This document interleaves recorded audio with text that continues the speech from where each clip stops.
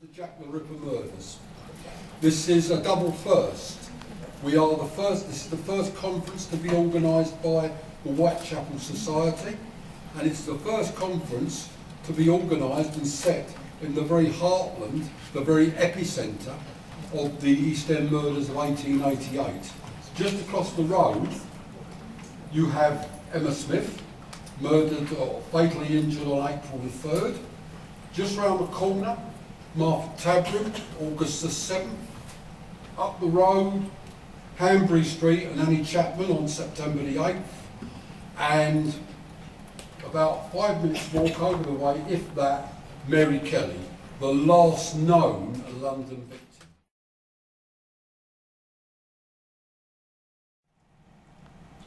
And this shows an ad for the play Jack the Ripper that appeared in January 1889 in a Brooklyn newspaper. You can see that there are lots of other entertainments being put on in Brooklyn at the time, including curiosities such as an ossified man and a Jabberwocky. The man who owned Holmes Theatre and Museum, as it was called, was an alumni of P.T. Barnum's circus, and as such he was used to exhibiting curiosities as well as putting on stage shows.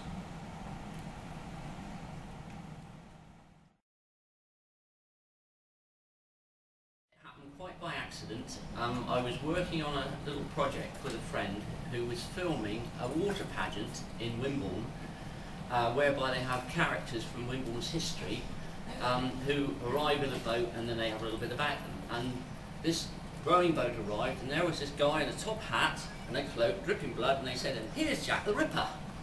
And I thought, oh yeah. Now I'd lived in the area all my life, but I didn't realise it. So I went straight home and Googled it, as you do.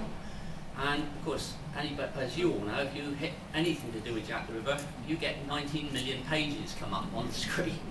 So with a couple of colleagues, we spent about the next 9 months researching this, and we found that in fact he had lived only 3 minutes from our clubhouse in Westfield House in Wimbledon. So we discovered that Frederick Aberley, who was one of the lead policemen, retired to Bournemouth, which is just down the road from us. So we thought, well, there's a link here. So we developed the story over about an 18-month period and put together what facts we know. Now, I'm sure that a lot of people here tonight look at it and say, well, that's not quite accurate, that's wrong, or something else. But what we've done, to the best of our ability, is to put together the story. The other thing is, we can't compete with the likes of Michael Caine type films. We had a budget of 1,500 quid, so we thought we'll try to concentrate on the man and the characters. The water lapping on the shores of the Thames, wherever that would happen to be, always has to lap oozily. It can't just lap, it has to be oozy. The fog is always dead gloomy, even though there was no fog. I have to say, the murders, of course, started as we are now, with quite balmy weather. I don't know what the weather was like, I presume it was reasonable when they started. Why would he be going around in a deerstalker and a heavy coat? It doesn't make any real sense. Why, if indeed is likely he killed these women from behind, would he need to wear a mask the whole time? It's part of the myth. We had the idea of isolation, we had the idea of the labyrinth. The labyrinth, I think, is quite important. East End is the labyrinth, it's where the Minotaur lives. And more than that, even, we have a sort of nostalgia for history. This is contained history. One of the things I think makes the East End interesting to people like myself and other people is that it's contained history. It's a space. It's a certain logical space. And I think that's interesting in itself. Let's go on to another picture.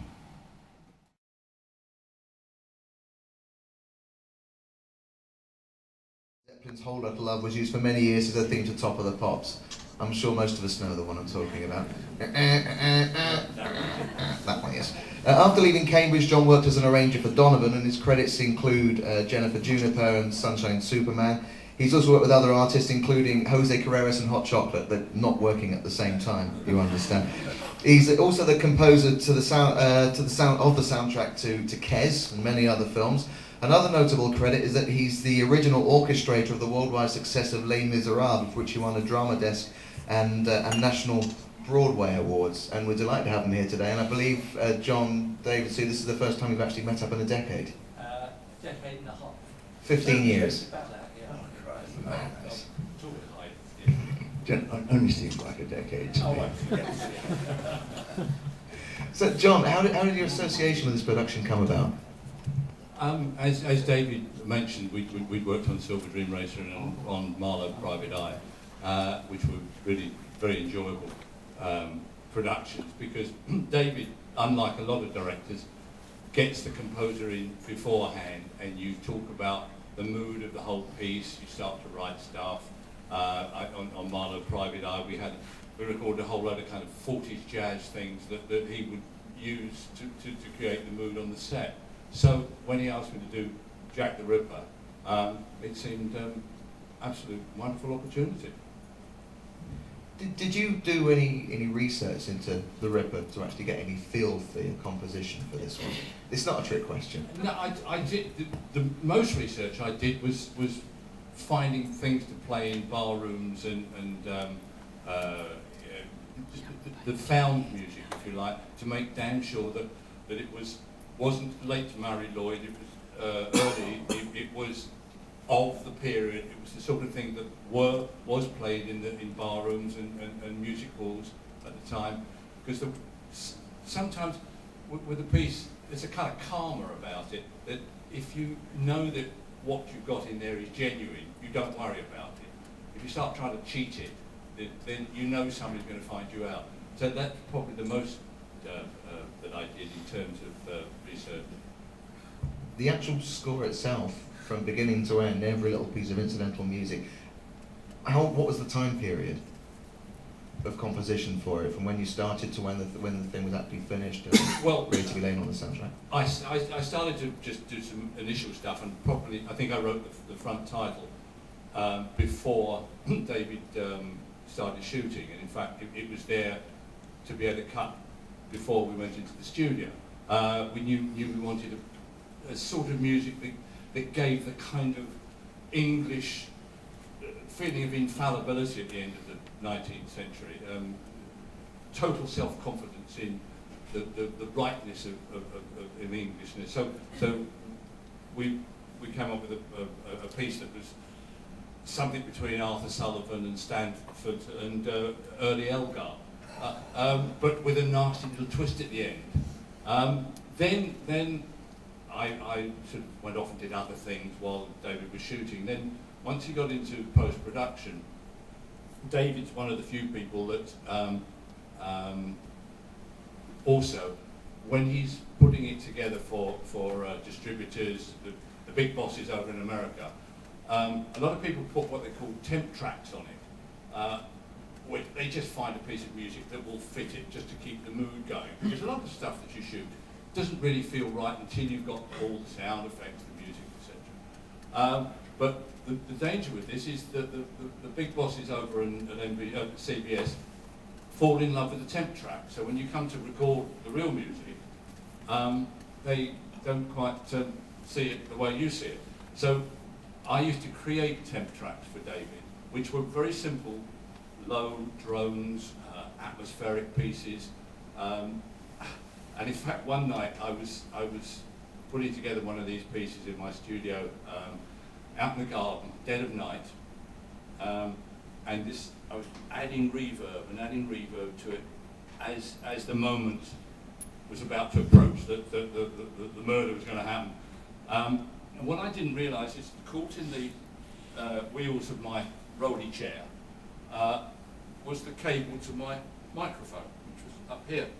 And as I moved forward to push up the reverb, the microphone leaned over, and in the dead of night, about 10:30 at night, something tapped me on the shoulder.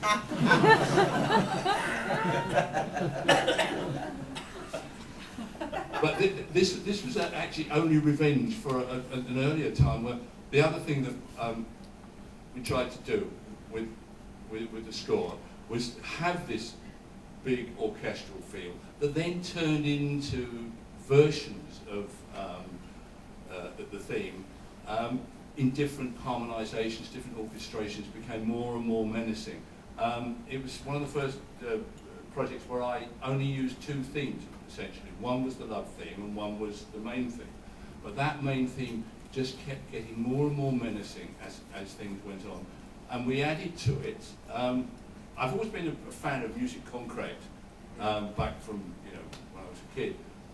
And at the time, we found a technology, or technology was invented, called sampling, where you could record something or sample something onto a synthesizer, and then play it back on a keyboard. And by changing the pitch of it, or changing the equalization, you could mold it.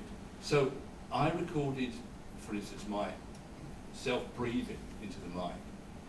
I put it onto the synthesizer, I dropped it an octave, and suddenly that cavernous sound that you get when we see Netley coming on the horse and carriage is actually me down the octave going, ah, ah. It produces, you know, an amazing sound. Put it with a synthesizer drone, and suddenly you have a new piece. Another thing that I created was I got my daughter to scream into the mic, put that back onto the keyboard and made it in different pitches, laid it up on a multi-track, put against it, crashing a crowbar against a metal door, and with one finger you could press on the thing and get this terrifying scream, which we used every time one of the things happened. The only trouble is, once again, I was working on it about 10:30 at night. Didn't happen to me. My friend came in and said, "Isn't it time we went out for a beer?" Did that to my keyboard, and he was the one who nearly had a heart attack.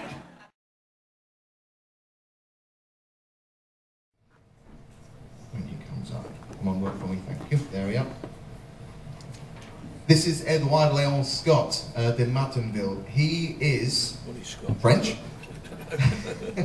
He was a bookseller and printer living in Paris, and he built the phonautograph, which is this machine here, and it was patented on the 25th of March 1857. It wasn't to play any sound back in the way that Edison would later do, but to record pictures of sound waves. He didn't become rich on it. The apparatus was only bought by several scientific institutions. But in 2008, one of the sound wave pictures that was made by the phonautograph was discovered and converted into sound by already developed complicated computer programs. Others have been traced since then. I'm going to go through half a dozen of them. These are not hi-fi recordings. First is the earliest ever known sound recording from 1857, which is only a couple of seconds long and is completely incomprehensible.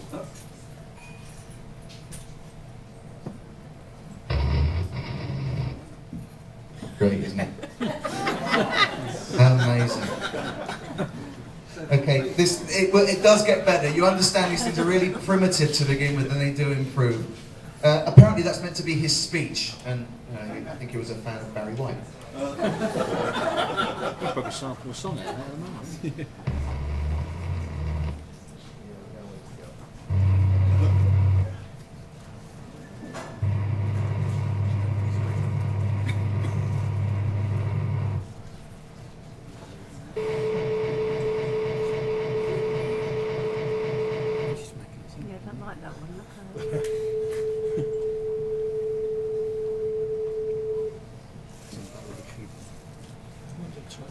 This is the famous piece. This is the earliest ever recording of an identifiable human voice. This was the first piece that was found in 2008.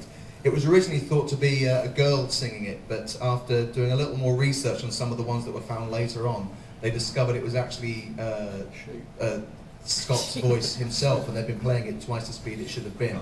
But he's no great singer, but here we are from 1860.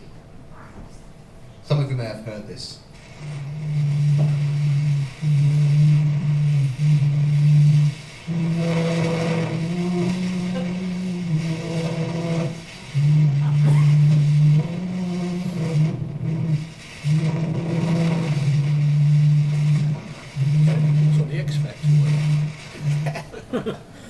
For sale on iTunes right now.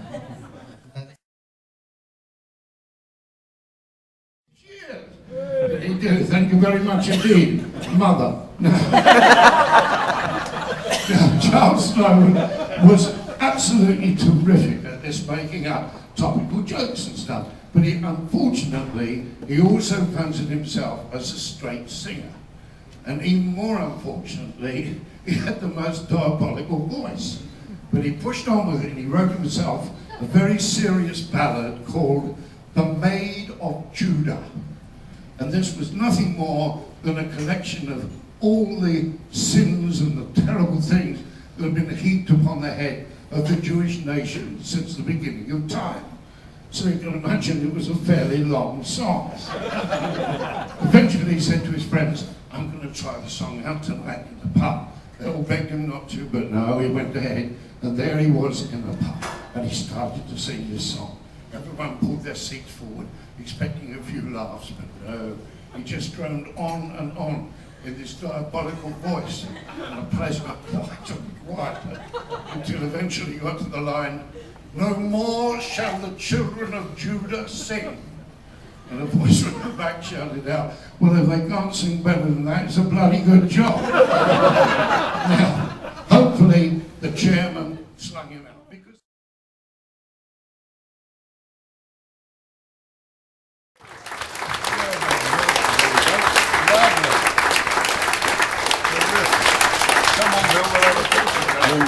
it's not signed. Eh? Don't tell him! Yeah. Details, I don't know. Another one with the flash. With the oh, Yes. Flashing. Thank you.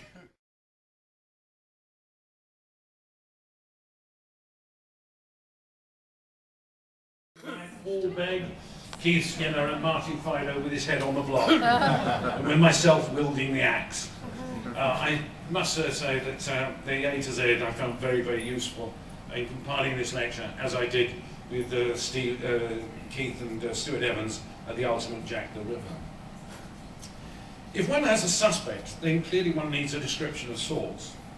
The problem with witness statements is that they frequently don't give enough information. And some of the witness statements that we have in this case have had to be supplemented by newspaper reports. I shall try and deal with the 5 canonical murders: Nichols, Chapman, Stride, Eddowes and Kelly. The murder of Polly Nichols in Bucks Row on the 31st of August is straightforward enough. There are no witnesses to any sort of suspect. Nichols was drunk and staggering a bit as she made her way down the Whitechapel Road after 2:30 a.m. in the morning. Her body was found in Bucks Row. No body parts had been removed, but widely reported in the press was that one of Nichols' fingers bore the impression of a ring. Whether it was taken by the murderer, we can't be sure. We don't know if she was wearing it. However, we do know that the next victim, Annie Chapman, was wearing 2 rings which had been forcibly removed from her finger.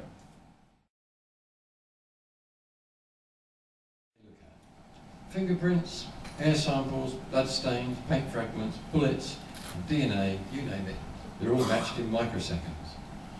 In real forensic laboratories, individual tests and sample matching is carried out by highly trained scientists in procedures that can take hours or even weeks to complete. You may be tempted to ask if any of this matters. Well, I think it does. I know we're just talking about entertainment, but I think it matters to this extent, that members of the public who may be asked to sit on the trial jury may acquire a distorted view of science and its use in the pursuit of crime. In the USA, this has become known as the CSI effect, and there are concerns that preconceived ideas about forensic matters affect the judgment of witnesses and jurors. In reality, clinching evidence in a crime investigation is often a matter of balancing probabilities rather than dealing with certainties. There is no better example of this than the case of Amanda Knox, which is currently being processed through the Italian courts, 4 years on from the original crime.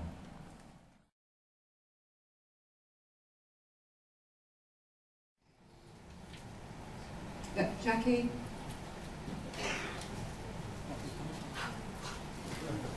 Get rid of watching me old videos now. Okay, next one, yellow, 47. 47, yellow. 47, yellow, no, okay. Next one is also yellow, 33. 33, yellow. Loretta.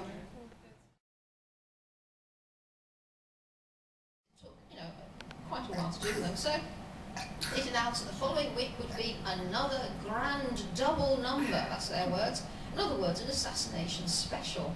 And now, in those days, certainly the IPN would send artists to the scene if they could. Clearly, it's Russia, they can't send the artists to the scene, so there's not very much background detail. As a result, what we've got is this focusing in, it's almost like a camera zoom lens, right to the point of that explosion, right to the critical climactic moment of the event. And so it does have this sort of camera-like effect. And notice that figure. He's the Russian policeman. They had spikes on their helmets then, and the police were always at the centre of everything that went on, even if they were Russian. Now, this it's been mentioned a few times, Phoenix Park Murders of 1882, and I think this is one of the best covers they ever did, really, because it's got everything you could possibly want. First of all, you've got the victims, you've got the victims' houses. At the bottom there, scenes from the incident. You even have, for the information of the public, a map. And then finally, you've got allegorical figures, very important. United in grief, that says. And here we have justice, the figure of justice. And there we have our murderers. And you notice they've got pointed teeth and pointed ears. They've been very demonized, and that was another thing that often happened. Over a long period of time. They were initially very reluctant to get involved with yet another Jack the Ripper book, because there has actually been a downturn in the true crime market in recent years. Basically, publishers saturated the market. And yet another book on Jack the Ripper, well, you know, is it going to sell? But Frog eventually convinced them with the format he put forward, which was basically a number of chapters, each dealing with a separate suspect. And we had great fun as a committee deciding on 10 different suspects, 10 suspects who we thought had either received a lot of attention or were quite credible suspects. And we eventually, the 10 we eventually produced was Aaron Kosminski, Montague John. He goes to New College in Oxford and he gains a BA in classics. It was a third class, this was in 1880. Now, in fact, if you go through his later career, and I will go through his later career, the classics are important because he seemed to indulge himself in a lot of Latin, especially particularly when he was summing up in a court case. I'll give an example of that later on. This is an example of Druitt's handwriting. This has actually been given to me by Lindsay. She researched it. Now I think, I don't know whether these have been published before. Somebody said that they might have been published in a book by Stuart Evans. Certainly the text has been published. I think that was published in Ripperologist. But what it does show is, obviously it shows Montague John Druitt's signature and also his handwriting. And I think it's rather interesting that you know, we look at the handwriting of a suspect, preferably not Mr. Maybrick. And you can see, obviously, the educated hand there. And these were found by Lindsay at the West Sussex Records Office. And also those who are not dashing off will be looking forward to having a pint somewhere. I've no doubt.